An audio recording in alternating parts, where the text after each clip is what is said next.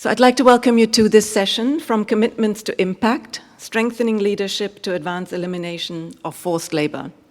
And the ILO, we're really, truly delighted to be co-organizing this with the Remedy Project and also ERM. And we do feel that the theme for this forum this year, when we're looking at anchoring progress and strengthening regional leadership through a crisis, is really exactly where we are today when we think about supply chains in Asia and the Pacific. And when it comes to supply chains for the ILO, our compass really is focused on the 5 fundamental principles and rights at work. With the right to freedom of association and collective bargaining really at the core. And the other principles, of course, being the elimination of child labor, of forced labor, and non-discrimination at work. And when we look at those 5 fundamental principles and rights at work, the prevention and also remedy are really built into what we believe how business should be done today. And through our Canadian-funded Trade, Labor and Fundamental Principles and Rights project in Southeast Asia, we work with governments, but we also work with employers and workers to align trade initiatives and trade incentives with labor rights, and also to promote fair recruitment and make due diligence work for micro, small, and also medium enterprises. So when we look at forced labor, the international labor standards and the ratification of ILO conventions, this is really core to the work that we do. And when we look at the 10 ASEAN member states, we have quite a few ratifications of at least the core fundamental principles and rights at work. When we look at Convention 29 on forced labor, all 10 member states of ASEAN have ratified. And Convention 105 on forced labor has been ratified by 5 member states. And then the new Protocol 29 has been ratified by 2, so by Malaysia and Thailand. And we're very glad that we have 2 ratifications within the ASEAN member states. So we're building on progress, but there's certainly a lot more room to grow when it comes to forced labor elimination in the region. In this session today, we really want to keep it practical. So we want to look at what is working in the region and how can policy coherence, but also finance help scale up activities and help scale up what is already working in the region, especially also when we look at migrant workers and other workers who are at risk. So thank you very much to Professor Tomoya Obokata, for traveling to Bangkok and also for joining the panel. And thank you very much in advance to all of you in the room, but also online, for bringing in real-world questions and also examples from the work that you are doing.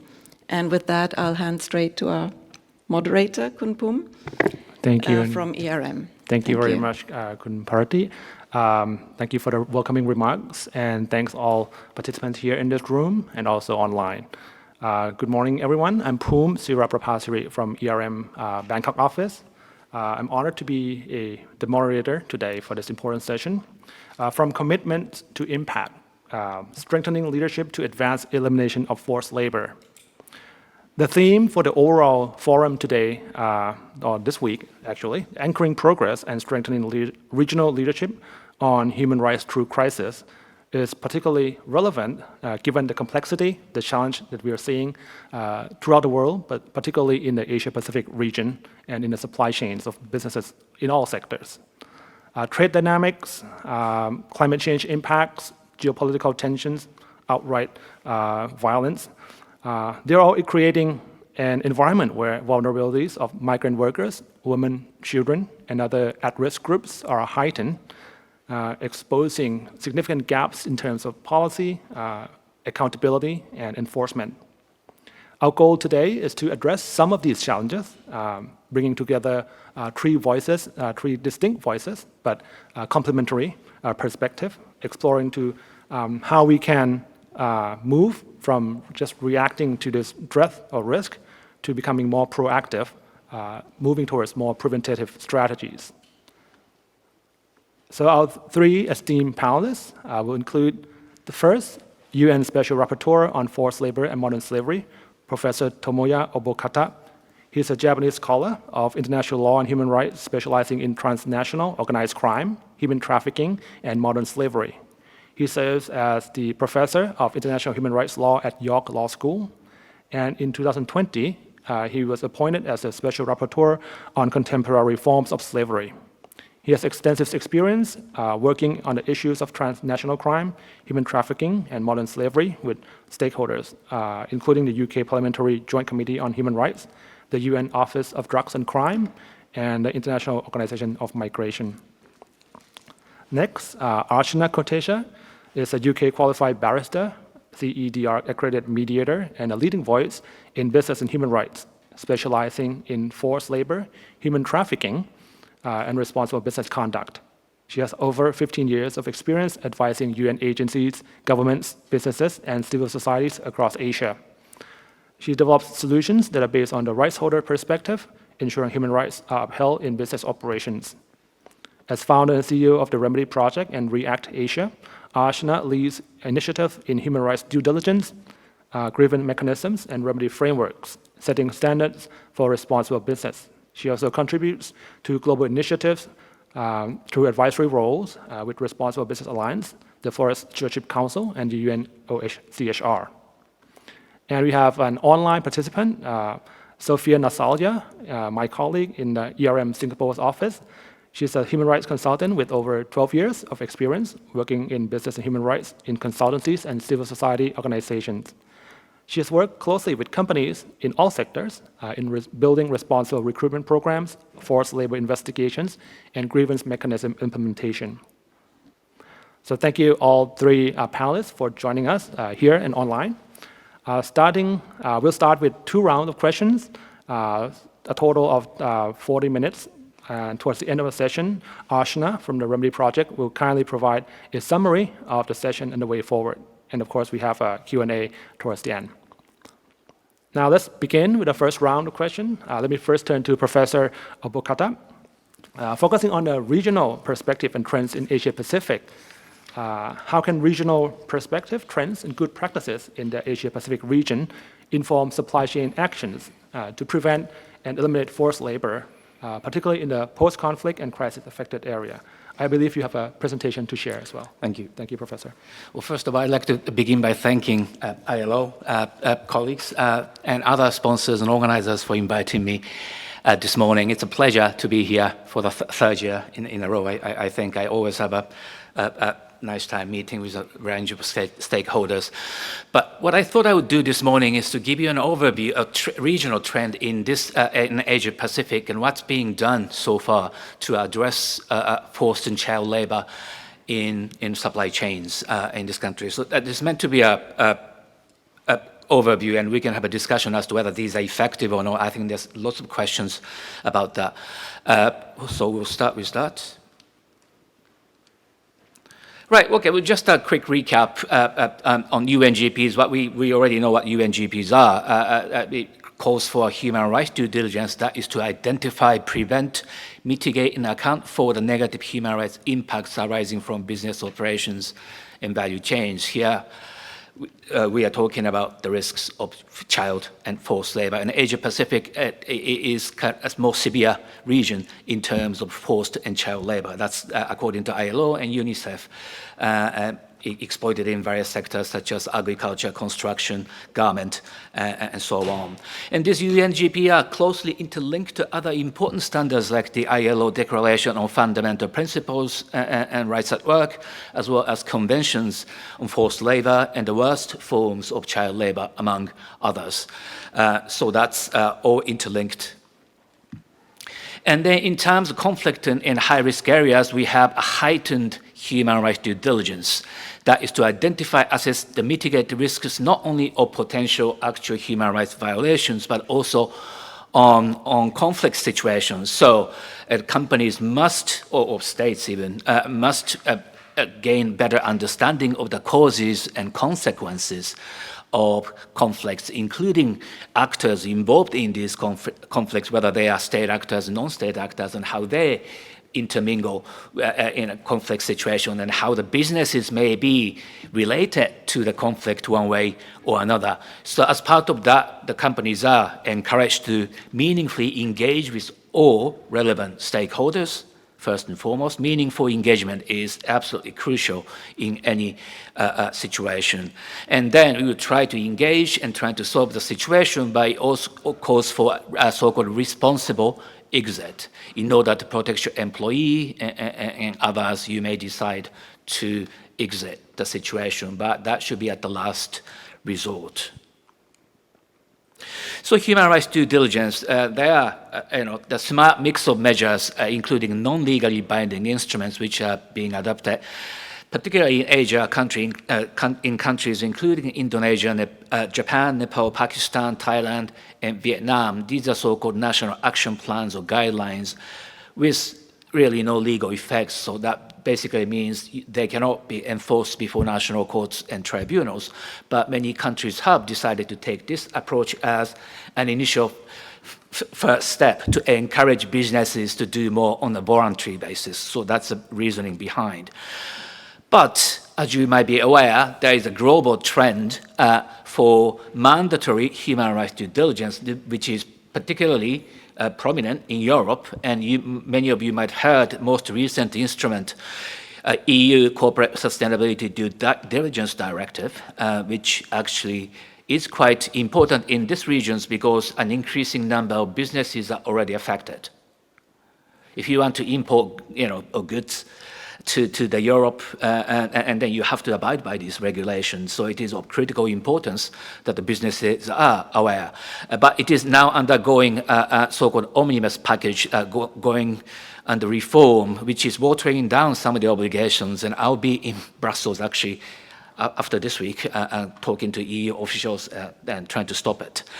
So we'll see how that goes. But there's ongoing discussion on watering down of these things. But there are good practice and examples in this region. For example, in Indonesia, back in 2017, adopted this ministerial regulation establishing a human rights certification system for fishery. I think this is one of the early examples of how you are encouraging businesses to do something about it, because fishery in that particular country is affected by forced and child labor. But there's another regulation recently on similar to palm oil plantations, which is also implicated for using child and forced labor. I think this is an important step.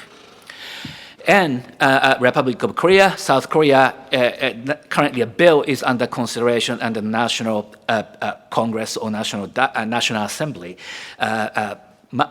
providing for mandatory human rights and environmental due diligence, so obliging companies to establish various human rights policies and grievance mechanisms and so on. But that only applies to relatively large companies of 500 employees or above, or those who are making at least $150 million. But I think this is one of the first examples in Asia of mandatory human rights due diligence, and I commend the government of South Korea for that. As well as Thailand, now I think bill on the promotion of business conduct is being considered, which again, it seems to be a good practice building upon. This country is a good example of building upon national action plan and trying to move forward, but also applicable to large companies making certain amount of money, but establishes various obligations, monitor effectiveness of human rights due diligence measures, report annually, establish grievance mechanisms, and there is a threat of penalties for non-compliance, which is also important. So just to repeat, I mean, Thailand and Korea mainly apply to large businesses and exclude SMEs. So the question then becomes, what should be the responsibility of SMEs? The UNGPs do apply all countries. So how do we encourage them to implement human rights due diligence, given that their expertise and capacity are different from the large businesses? Perhaps we can have a discussion about that.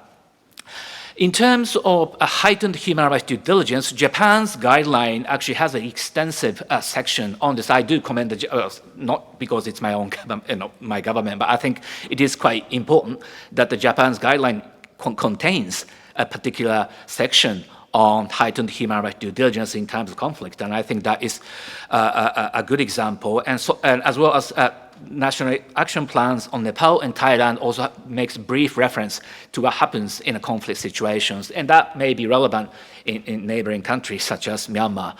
Another important area there is so-called conflict minerals regulation that has been adopted by the EU primarily to target the Democratic Republic of Congo and see how their minerals are tainted by armed conflict and so on. But the regulation equally applies in this region if certain minerals can be obtained from conflict affected areas, and based on the OECD guidelines, importers have to meet the international responsible sourcing standards. So again, it is encouraging companies to do something about these issues. And there's also industry-led initiative. Toshiba and Canon, I think they have a responsible minerals sourcing policy, for example, working with suppliers and ensuring these minerals are obtained in a responsible manner. And there are other initiatives, Responsible Investment Association Australasia and Investors Alliance for Human Rights. So these are investors trying to work with companies to ensure that their investees are not engaged in any unethical behaviors. Quickly, there's also import ban. The most famous one is the United States of America, Section 307 of the U.S. Tariffs Act. Under that, customs officials can issue withhold release orders, and most countries which are affected so far are China, 36 orders, India, 1, Japan, 1, Malaysia, 1, South Korea, 1, and fishing vessels in Asia were issued 5. Withhold release order. So that means the goods stop at the border. They cannot enter into the United States. And that is increasingly putting or encouraging these businesses in Asia actually to work with the suppliers to ensure that they are not tainted with forced and child labor. And US-Mexico-Canada agreement. So it's not just the US, but Canada and Mexico implement similar measures, and there's also in this region comprehensive and progressive agreement for Trans-Pacific Partnership. CPTPP has a section, chapter 19, on to discourage, the language is slightly weaker, to discourage importation of goods produced as a result of forced labor, but that probably will be strengthened by the EU forced labor regulations. In area of trades and investments, they are also important development because many of these agreements nowadays contain so-called labor rights clauses, some specific references to prohibition of forced labor and child labor, which is to be encouraged, such as in UK, India, or EFTA, Indonesia, and Thailand, and South Korea, Colombia treaties. And so on. So these have a specific mention on prohibition of child and forced labor. So when you are doing a trade, both companies do have to ensure that this is respected. And there's also non-derogation from labor laws. I'll give you an example there, EU, Japan, and so on. So, whatever, the trading goods and services, they should not be, these goods are produced in line with the existing labor standards in respective countries. So I think these are good examples. I increasingly encouraging companies to do something about it. So do I still have time or what? Maybe 1 more minute. That's fine. So we can talk about what the governments and companies should do perhaps later, but I just wanted to give you an overview of what happens in this region. And many of them are kind of regulation driven, but I think increasingly companies are actually doing lots of important things, and that needs to be recognized, and I think the good practice is shared. So I look forward to listening to you throughout this week and learning more about good practices. So thank you very much for that. Thank you. Thank you very much, Professor. You've provided us with the overview, evolution of current and new regulations and good practices throughout the region. Next, let's turn to Archana. You've worked extensively with both government sector and businesses. You've seen the evolution also over the years of human rights due diligence and forced labor regulations frameworks. They are evolving unevenly across the region. Could you please share your perspective on how leaders, policymakers, can build regulatory resilience amidst all these conflicting and crises while integrating rights holder perspective? Good morning, and thanks everyone for being here and making it on time. It's a pleasure to be here. And back to your question, I think one of the most important points to elaborate first is the idea of leadership is not confined to policymakers. It's also about businesses. It's also about worker communities. It's about workers. It's about trade unions. Leadership must be shown at every single part of the ecosystem. Now we come to regulatory resilience. I've often wondered over the last few months, as world leaders have stood divided over whether to care for people and planet, or whether that meant that they would have to dispense with prosperity and economic development, and wondered how much time and effort have we lost and momentum over the last few months over legal uncertainties. In my own practice, forgive me for being very candid, but in my own practice, I have observed how there has been a, let's wait and see how things develop. Well, let's pull on this project and think about whether it needs to get done or not, or whether that is a good use of our resources or not. And there has been a refocusing of attention, entirely unnecessary at this point in time, over whether there needs to be a limitation based on the omnibus regulation focusing on supply chain levels 1 and 2, which basically means, do you need to redo the way you think about due diligence? So compliance versus resilience is a theme that comes up quite heavily for me. And right now, if you look at the world in which businesses operate, geopolitics, sanctions, conflict, mass movement of people, climate shocks, there are so many crises that abound that right now to think about compliance is far too basic. We need to be evolving to thinking about resilience. And resilience comes in many different shapes and forms.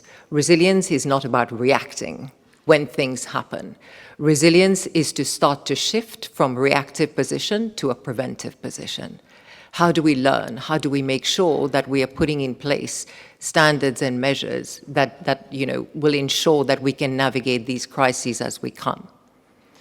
Now, it is true that there has been a lot of debate over, the scope of human rights due diligence, whether it should be limited to certain parts of the supply chain. Now, while we argue about all of these technicalities, a fact remains. In the opening remarks of the ILO, but also in Professor Obokata's opening, it is very clear that there is already very strong precedent there for what is right and where the path should be. And most businesses, most governments don't argue with the value of the UN guiding principles on business and human rights, nor do they, and they've shown their commitment through ratification and various other modalities. So while we debate whether we take this direction or that direction, the fact remains that good risk management for any business would require business to think very carefully about where risks to its finance, its legal entity, and also its business interests lie. And it also remains that the biggest risk to business today is the risk to people and to planet. So the smarter folks are actually focusing on really using what is there to build and to develop, and to think about ways in which they can shift from reacting to events to being more preventive in their approach. Particularly when it comes to forced labor, this is extremely salient. We know, for example, when it comes to migrant workers, what patterns look like. But yet, how many businesses can go back and truthfully say that their purchase price actually factors in labor costs? Not many, I would like to say. But instead, we wait till the discovery of recruitment fees, and then we try to find money to refund recruitment fees.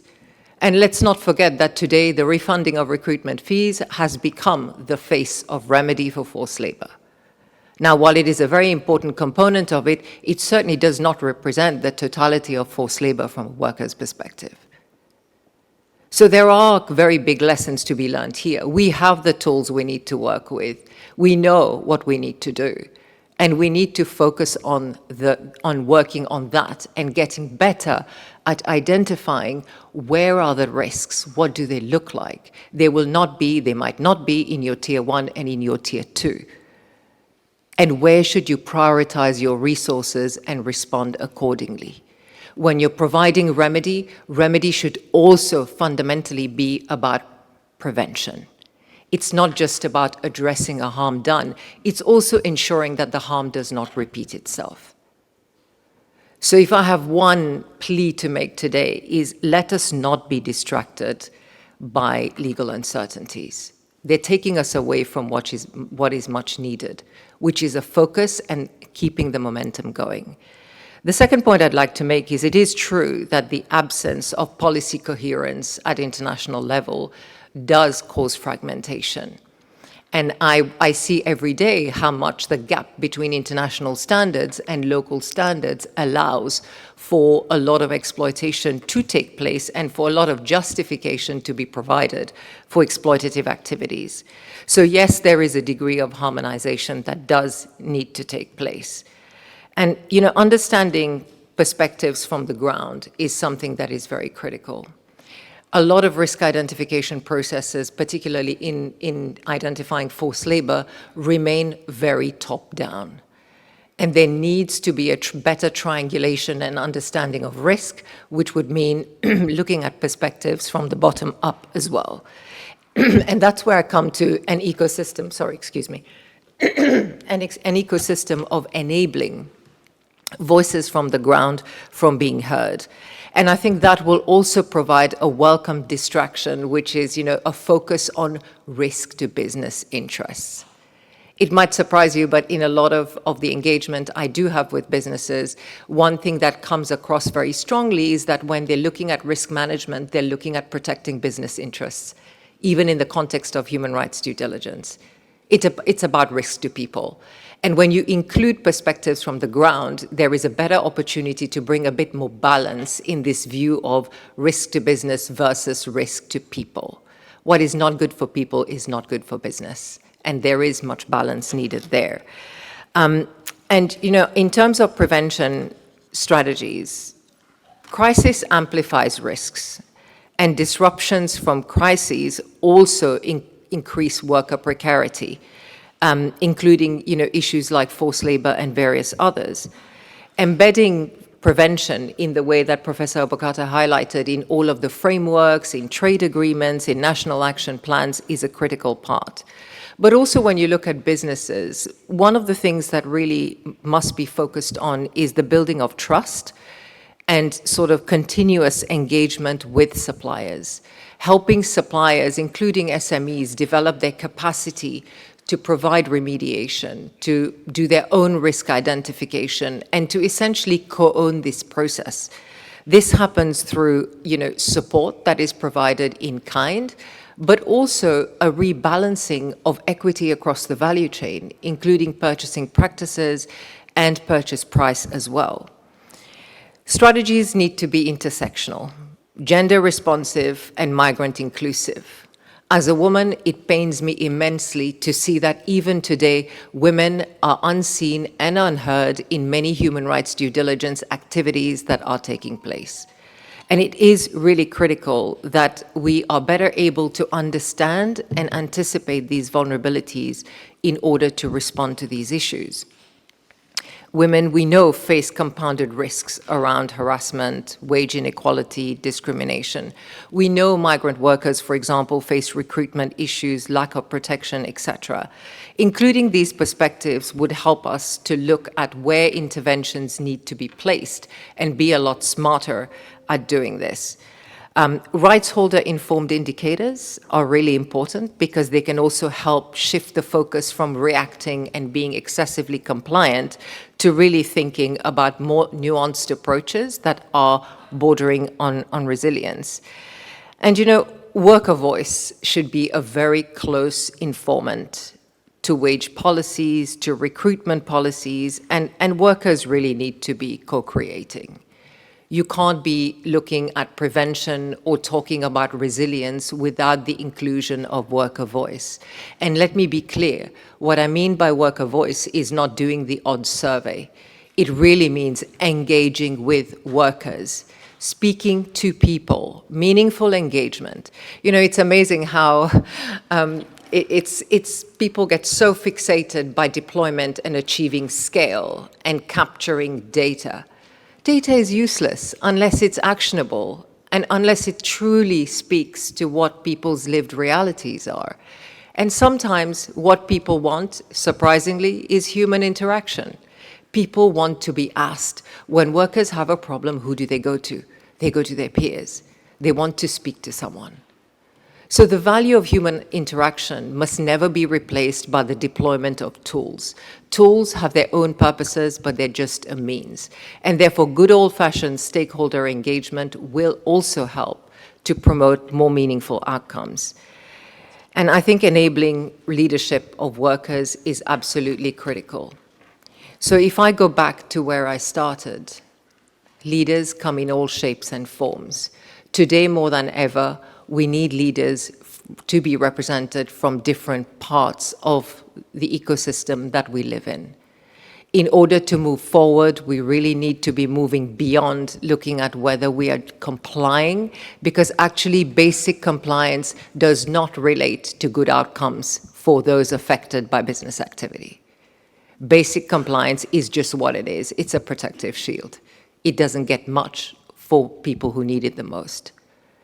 And I'd just like to remind us that, you know, human rights due diligence is, after all, about risk to people and not risk to business.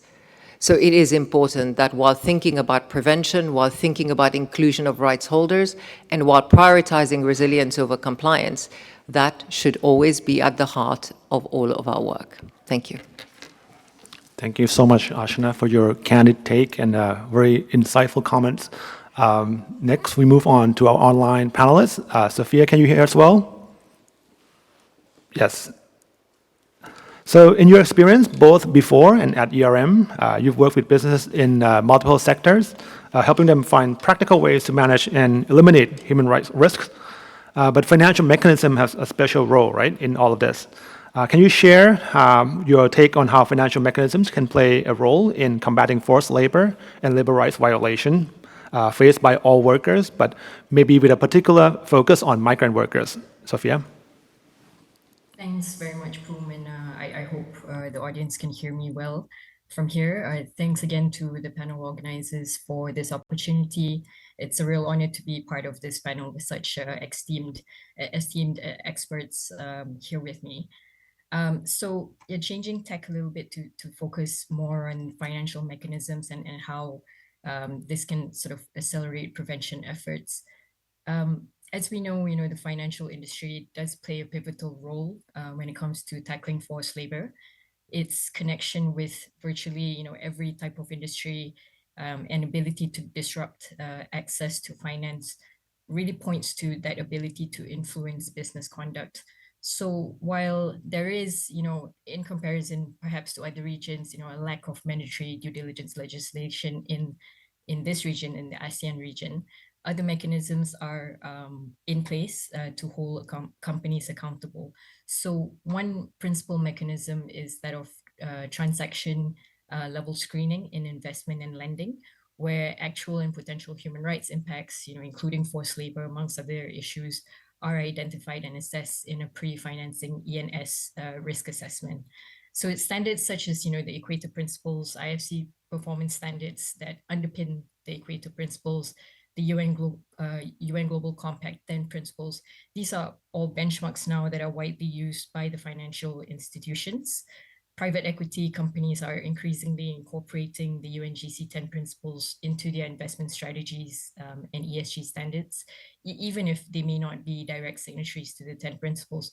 So these standards really kind of provide clarity on expectations on companies when it comes to identifying, mitigating, managing forced labor risks and impacts, amongst other human rights issues. So of course, while we've seen quite considerable progress in this regard, as we know, the devil is very much in the details. So signing up to these standards, whether as a contractual obligation or a voluntary initiative, that is a good first step, and it forms the building blocks of holding companies accountable on forced labor and other human rights issues. But of course, as we know, these standards by themselves are not perfect. And furthermore, ensuring the proper implementation of these standards are another matter altogether. So, it's a fact that overall integration of the UN guiding principles into the frameworks of development finance and international finance institutions is still quite low. But perhaps this is something I can touch on a little bit more later. Another mechanism I wanted to touch on is sustainable or sustainability linked supply chain financing. This is another finance sector mechanism that can be used to combat forced labor. But just briefly to explain what that is, so this is where companies are offered more favorable financing terms, like lower interest rates when they achieve particular ESG targets. However, this mechanism, sustainable or sustainability-linked supply chain financing, really must be based on assessments that rely on credible data and full visibility of complex supply chains. So as Archana mentioned earlier, data by itself, it's not going to be very much use if it's not actionable, and it has to be informed by stakeholder engagement, rights holder engagement, really at the core of what's driving this data. So to do this, what financial institutions can do more of is to collaborate with NGOs who are often at the front lines, or law enforcement agencies, or perhaps other industry peers to tackle these information gaps on forced labor. But of course, when we talk about sustainable supply chain financing, there are risks of greenwashing. This is a very real issue when it comes to sustainable finance. And not to mention as well, the counterpart of greenwashing, social washing, where perhaps companies have policies without really implementing them, or they engage in selective disclosure on business impacts. So this is perhaps where taxonomies come in at an important point. They're quite keen bringing clarity to certain definitions. They provide transparency, they reduce greenwashing risks for investors. So that's what they're designed to do, at least, right? So the ASEAN taxonomy on sustainable finance that was updated late last year, this includes social aspects, including prevention of forced and child labor, which again is a step in the right direction. But ultimately, it's how these screening measures and assessments are done that matters. If financing is contingent on company performance on human rights, then ongoing monitoring is also essential to get a more accurate picture of progress, instead of just stopping the buck at the pre-financing transaction stage. So financial institutions really could do more to assert leverage to facilitate this ongoing due diligence process, to facilitate remedy, whether that may take the form of requiring corrective action plans, or for investee companies to develop, again, ongoing due diligence informed by stakeholder engagements, or effective grievance mechanisms. So perhaps I'll just, in the interest of time, I'll stop here and see, what more we can contribute later on. Thanks, Paul. Thank you, Sophia. Thank you very much. And now back to the panelists in the room. With that first round, we kind of surveyed the landscape, right, the lay of the land. Now let's move a little bit further into detail. But for the second round, maybe to manage the time, maybe perhaps 5 minutes per person.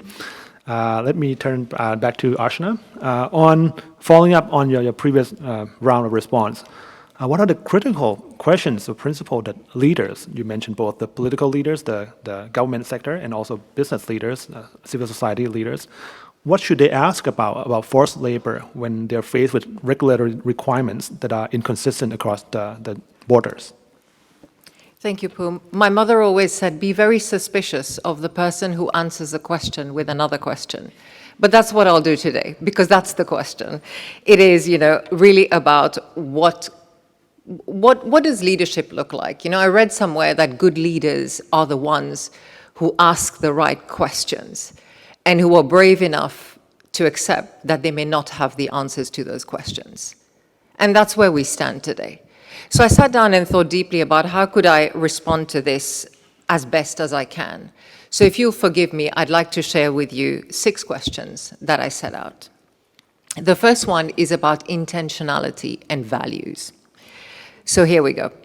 Are we identifying risks solely as a compliance exercise, or are we really looking to understand risk to people across complex supply chains and also the drivers of forced labor?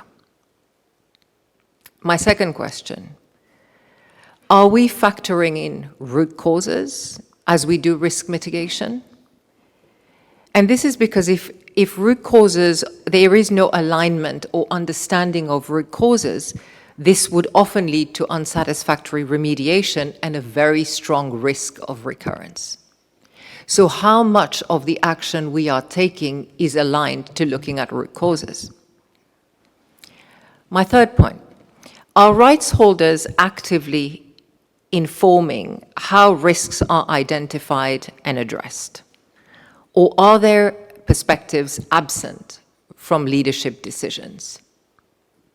And by absence from leadership decisions, I don't just mean absent from business decision-making. I also mean absent from policymakers' decision-making.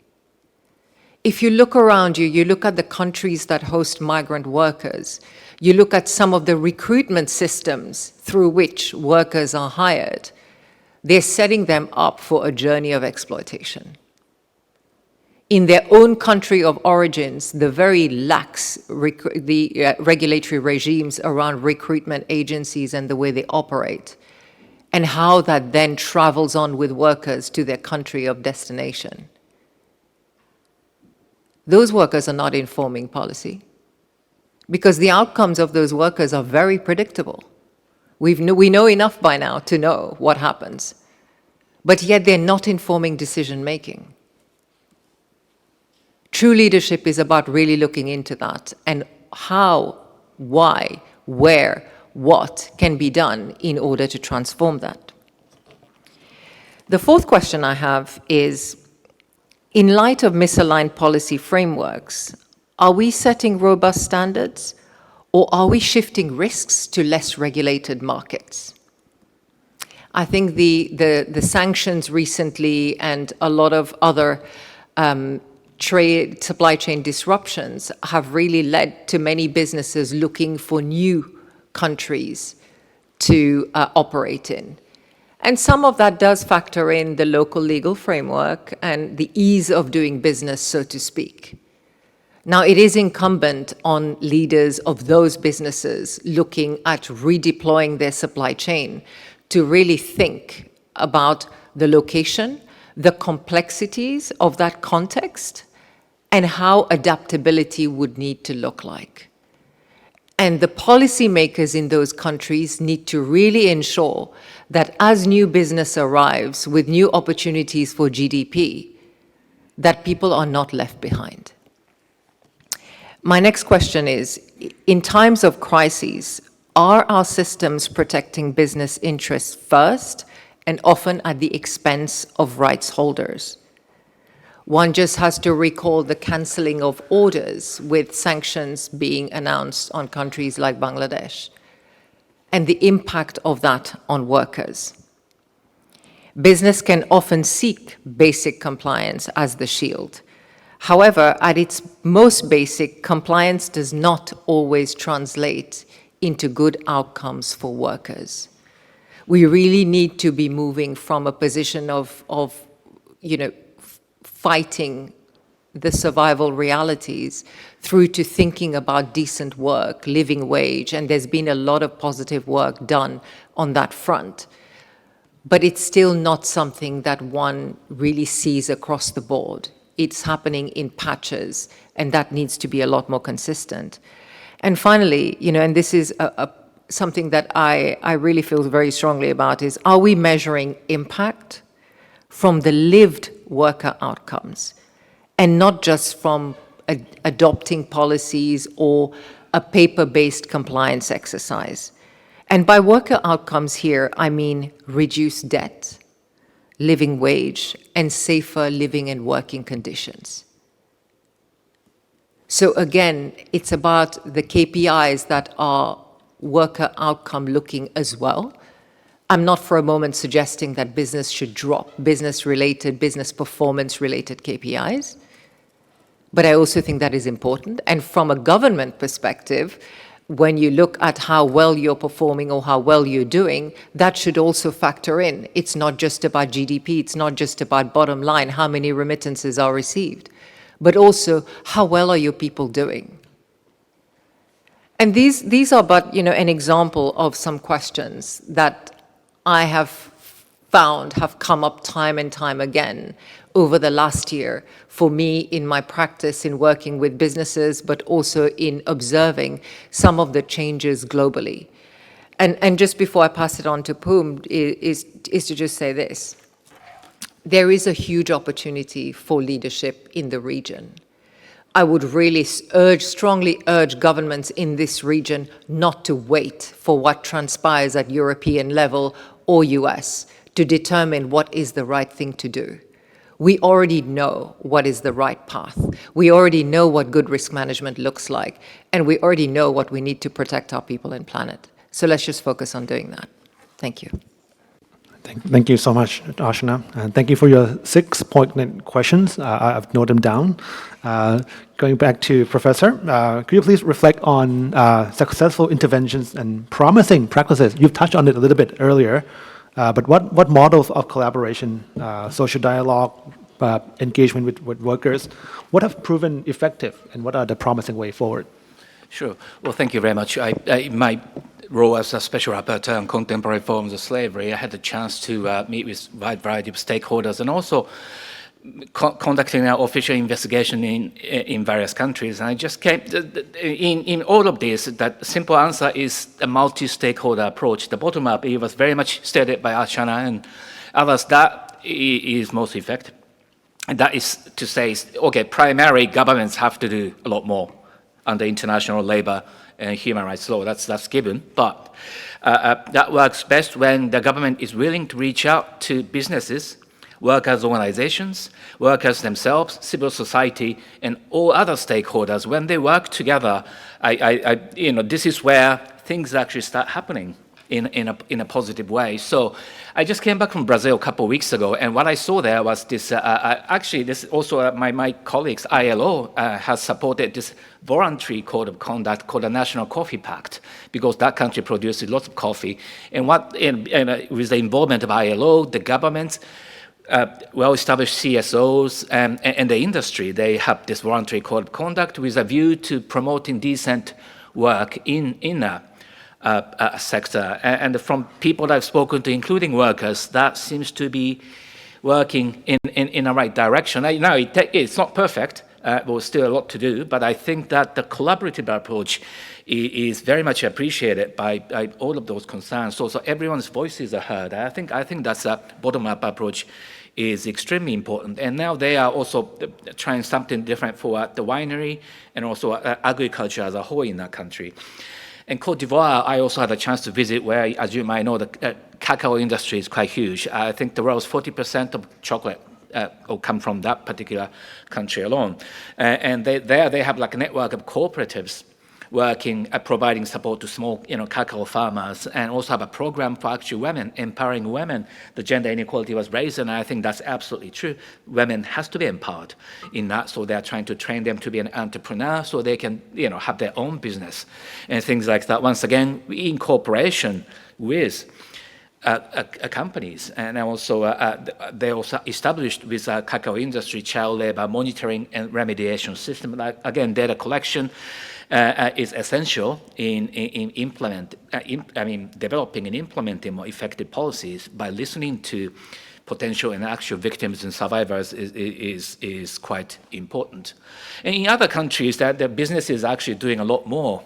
For example, in Costa Rica, where it's a public-private partnership called Houses of Joy. It's a daycare center for children, basically.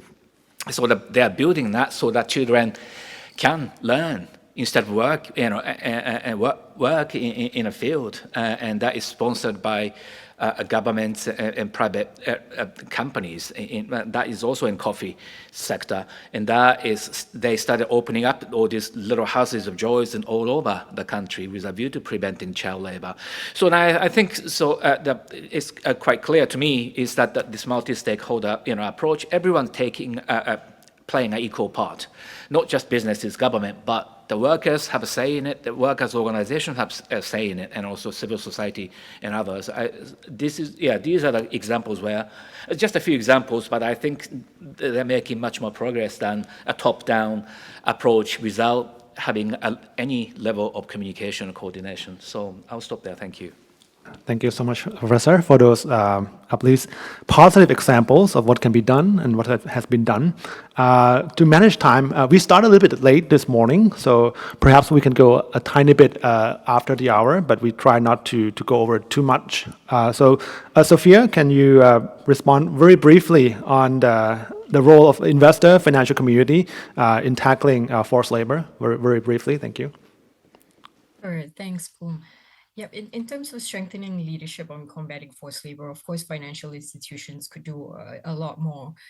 There have been, some sizable progress, as I've mentioned earlier, but in terms of, developing kind of more specific guidance for portfolio companies, this is something that they can definitely tap into. So sector-specific guidances for portfolio companies to screen, monitor, mitigate forced labor risk, particularly for high-risk industries, for example, agriculture or manufacturing. These kind of guidances should also explore the structural drivers of forced labor risks, right? So things like aggressive deadlines, pricing structures, or a lack of zero-cost migration model. These need to be examined as part of these guidances so that financial institutions can help sort of drive those conversations with investee companies. And they can also use their leverage over investee companies that function under such circumstances so that they can proactively sort of monitor and address these risks. Another point I'd also want to kind of touch on is for financial institutions to keep updated on country-specific developments, such as national action plans on business and human rights, the recently updated one in Malaysia, a national action plan on forced labor there. So these are, ways and avenues that financial institutions can explore collaboration with financial regulators, for example, or government agencies on utilizing financial mechanisms to combat forced labor. Public disclosure and due diligence efforts is also another point I wanted to make. There are very few financial institutions that publicly disclose their human rights risk assessment processes for financing activities in particular. So, a step in that direction to kind of really encourage public disclosure allows for greater transparency on how financial institutions are effectively managing the human rights performance of their portfolio companies. And maybe just to close off, Poom, I think the type of engagement financial institutions have with portfolio companies is really essential in determining that step change that we are looking for, right? Actively engaging or influencing portfolio companies to exert pressure for greater migrant worker safeguards as a core component of their management systems is really important. Financial institutions can also integrate the employer pays principles as a core metric when screening companies for investment or lending. They could include binding clauses requiring clients to uphold the employer pays principle that covers the whole supply chain, so direct operations and the wider supply chain. And they can also require, clients to repay recruitment fees, even though we know this is just one part of the remedy process, right? So these are some of the ways in which financial institutions can show leadership in combating forced labor and increasing migrant worker safeguards. So these points that I've covered, clearly require financial institutions to have the right expertise and resources. However, the consequences of adopting a business as usual approach and not investing in those resources and expertise is the very likely possibility of issues slipping through the cracks, and what that means are very real consequences for migrant workers. Thanks, Poon. Thank you, Sophia. Thanks for your take on the role of financial institutions, investors on combating abuse of migrant workers. Now, we are about 4 minutes after the hour. We'll try to manage not to go over 10 or 10:15 at the latest. So I'd like to open up the floor for any question from the participants in the room or online if there's any. Yes, please. Thank you. I'm Arif Shahnasution from Greenpeace Southeast Asia. So thank you so much for all speakers. I just want to put I'll be brief. First is really important again to have some regional leaderships in terms of who that will be leading all the process. We know we have a lot of problems, but it's good maybe to see whether ASEAN in this context and also APEC in Asia Pacific context to also considering this multi-stakeholder approach, something that we need to consider. And I really like Archana said also about how to see also the UN's systems works, because for example, in terms of the migrant fishers in the fisheries sectors, there are some confusion, let's say in Indonesia, whether the migrant fishers as defined as the migrant workers. That's why something that is really important, how to address some inclusivity and also exemptions in some certain conventions, let's say whether the seafarers or the fisher is part of the migrant worker when they go abroad, yeah, and also working outside their origin of countries. So this is something that we need to be really discuss in the national level, regional level, and I do believe with the leadership of those regional bodies like ASEAN and APEC, I think we have maybe back again in the circular problems, not only achieving the future that we want to see. So last but not least, I think the workers' pay is really important. So I think it's good to really addressing also to put some mechanism growing the bottom up approach as you said. So I think maybe we need to put this kind of thing also to involve more of the unions in this case forum. Yeah, thank you. All right, thank you for your comment. I wasn't sure whether there was a question that directed towards any of the participant. Yeah, just a comment. Right. Thank you for your comment, sir. And please, maybe just one more. I'm very, maybe one more and one over there. Yeah. Good morning, everyone. Adrian from Malaysia North-South Initiative.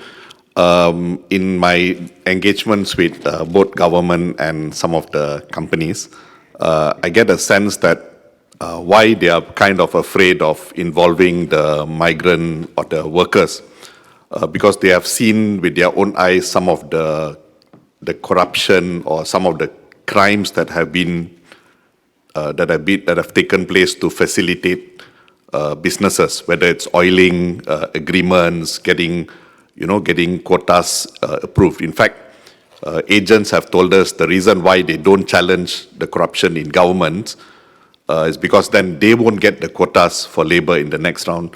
So the question is for the criminal elements which are so obvious, Bangladesh, Malaysia corridor, Nepal, I just heard they burned cash in the houses of all these politicians.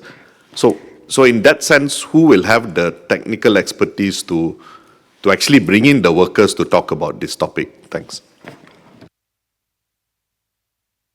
Maybe I'll let Archana answer this. It's a difficult question. I was going to defer that to Professor Obokata to see what views there are from the UN on this score.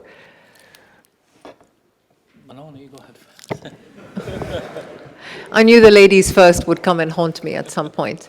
Adrian, that's a really difficult question, Adrian, but one that should require a fairly straightforward answer.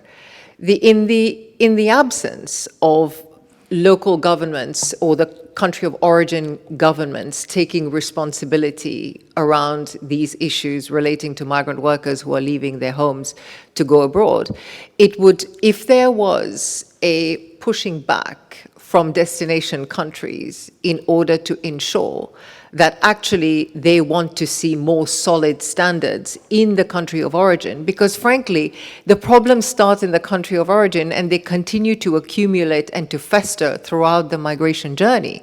So it goes without saying that as a destination country receiving workers, the writing is on the wall. So the need to be forceful in negotiations, because the sending countries need the workers to go as much as the destination countries need them to come.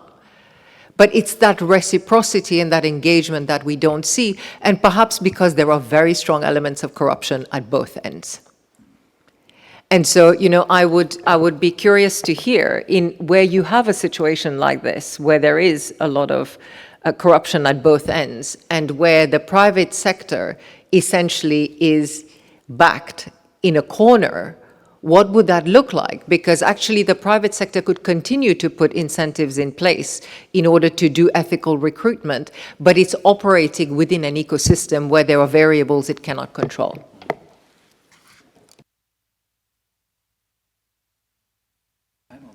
Maybe 30-second response? No, I do. I do see what you're saying, really. In many of the situations that I've seen, it's very difficult. It's a primary obligation is on ascending countries, but the destination states have to do a lot more to work with all these countries, to ensure that they are migrating in a safe way and without being charged. They should never be charged for that migrating. That has be my position, but it is a difficult question, and how do you deal with that? And we're still grappling with those at the UN level and working with the companies and so on. So thank you. Yes, maybe one last one there between the two of you. I'll let you fight it out. No, sorry. That's a good tactic. Thank you. To Archana and Professor Tom, thank you. Brilliant, as usual. A great overview and great understanding. One of the big things and the whole theme of this conference that I'd like you to respond to is the whole cultural question.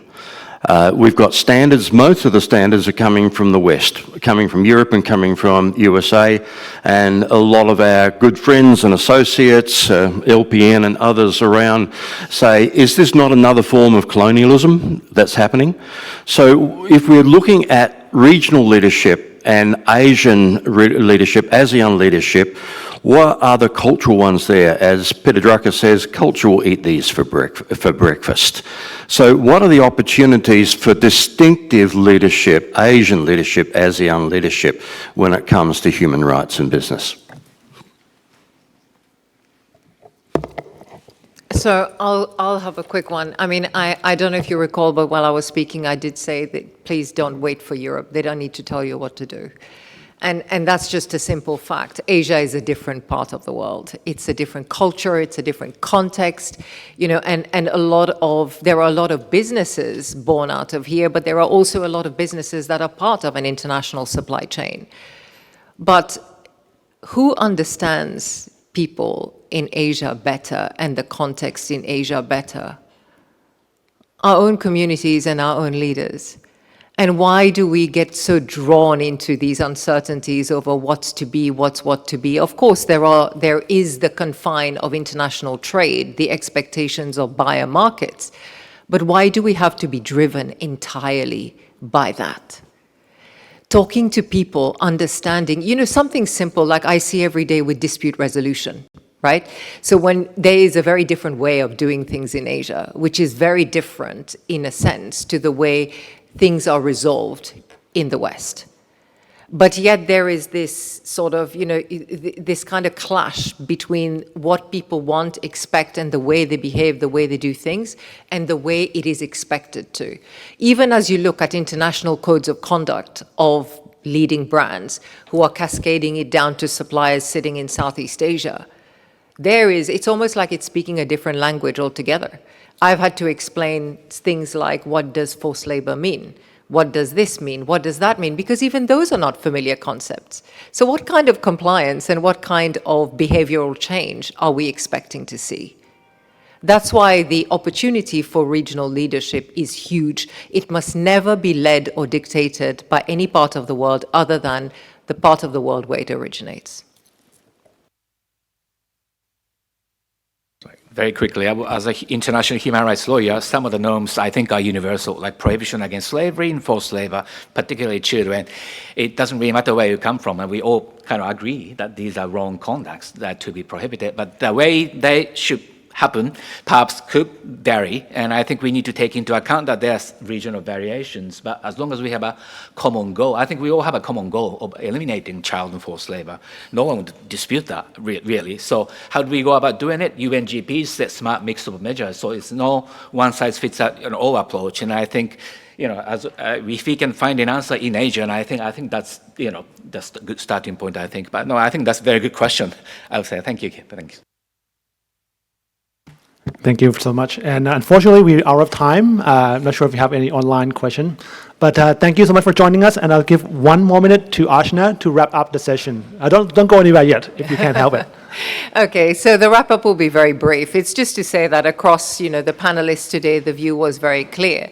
The need for joined-up working, for meaningful stakeholder engagement, for inclusion of the bottom-up approach, worker voices, but also this crying need for leadership that is not waiting for another part of the world to determine what needs to happen. We all, and I really agree with you, Professor Bokata, that we all share our humanity in common. We all have common goals. How we get to those goals will vary from place to place depending on context, on people, and on available resources as well, which makes a very big difference. But the fact remains that, we are operating in an environment that is highly challenging, to say the least. It could get more challenging. But we really need to draw upon resources that we already have, the conventions, the standards that we've already chosen to comply with, to look at questioning what does compliance look like? Is this what we need to be doing? Should we be pivoting? Should we be rethinking the way we identify risk? Should we be rethinking the way we provide remedy or we think about remedy in the context of forced labor? How do we shift and pivot from being reactive to problems always to being a lot more preventive in the way that we think? There are encouraging signs. There were really good examples given by Professor Bokata around the National Coffee Pact, the Voluntary Code of Conduct there, the Houses of Joy, and a few other initiatives. Sophia talked certainly about, the way monitoring and sort of, pressure from investors using data is very helpful in order to bring about change. But again, there too, there is more that could be done, particularly around including principles like the EPP, employer pays principle, to ensure that portfolio companies are actually following the lead. But it seems to me that there are 2 words, and I'm abusing my prerogative of closing remarks to say this. Disruption is needed. Right now, we need to be thinking differently compared to the usual. And secondly, we need to be focusing on resilience. Compliance never got anyone anywhere. Companies that are compliant still get into trouble all the time. It's about resilience. So I'll leave you there with that and wish you a very successful conference. Thank you so much. And thank you everyone for joining. A big round of applause for the panelists. And have a good day. Thank you.